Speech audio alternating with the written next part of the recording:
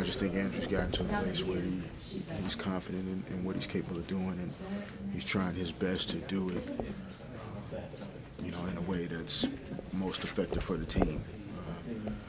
And that's what's so great about him, being recognized as an all-star. Is because it's not as though he has the freedom to go out and just touch the ball every time down the court and, statistically, just blow the cover off.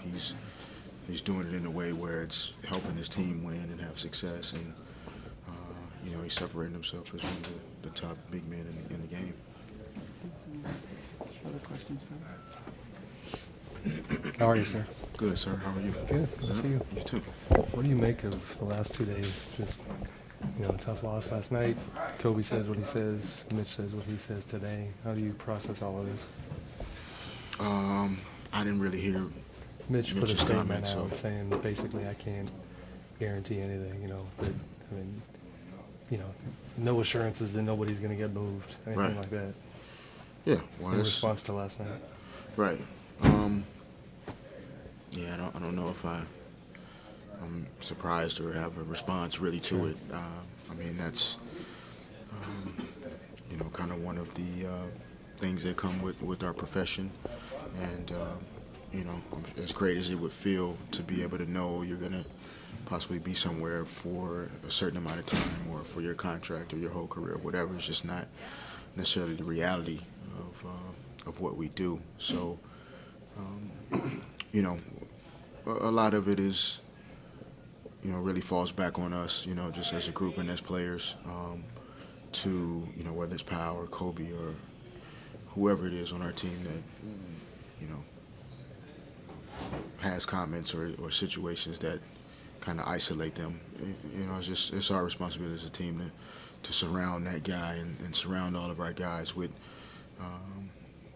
respect and appreciation and support. Mm-hmm. And at the end of the day, other than the 14 or 15 guys we have wearing the uniform, everybody else is on the outside, so to speak. Yeah.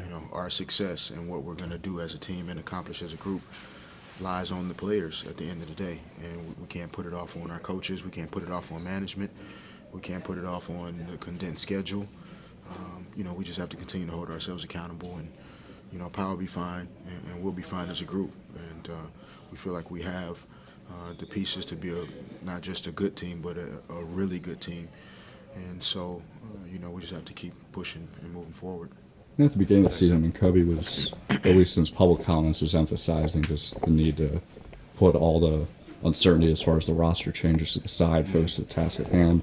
Obviously, yesterday he spoke out on behalf of Powell and hopes to support him and all that. But just knowing him well, what have you seen out of him as far as how he tries to, provide leadership in this season? Kobe? Yeah. Well, I mean, I just think over the years he's continued to evolve in terms of his ability to, lead by example in terms of how hard he works, how passionate he is about what he does, his preparation, night in and night out, to then being a guy that at certain times is going to be more vocal, is going to express himself, say things that need to be said, come out and support a teammate publicly when, that's not something that he has to do per se. He could get backlash for it, but he does it anyway. So I think he's evolved in his ability to kind of go in and out of just being that dominant, aggressive, scorer and talent on the court to, being more of a guy in the locker room that's going to say certain things at the right time. Like I said, that will speak out publicly, that will make sure his teammates understand that even though he has individual goals that he's trying to accomplish, he realizes without the group, those things won't happen. Did you notice in particular when that evolution took place?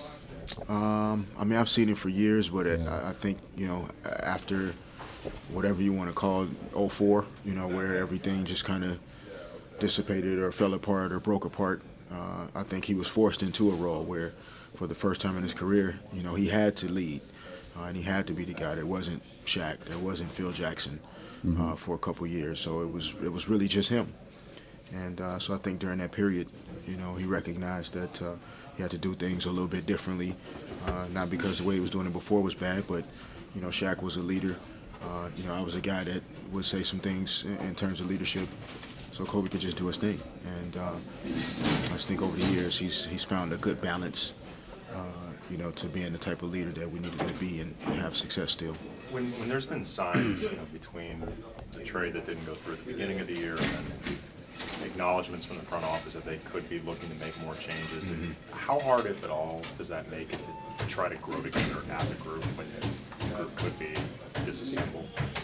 I think it could be more challenging if you allow it to be. And I think at times as a group we have, allowed it to take away from our ability to just focus on playing and really come together as a team. But I think more importantly or bigger than that is the fact that we have 6 or 7 guys that are new guys. Trying to come together as a team when key guys may or may not be there, in addition to a new coaching staff and 6 new players, 7 new players. It's been tough, but we're still at a good place where we're in the middle of the pack in a very tough Western Conference, and we're starting to feel like we know each other better than we did at the start of the season.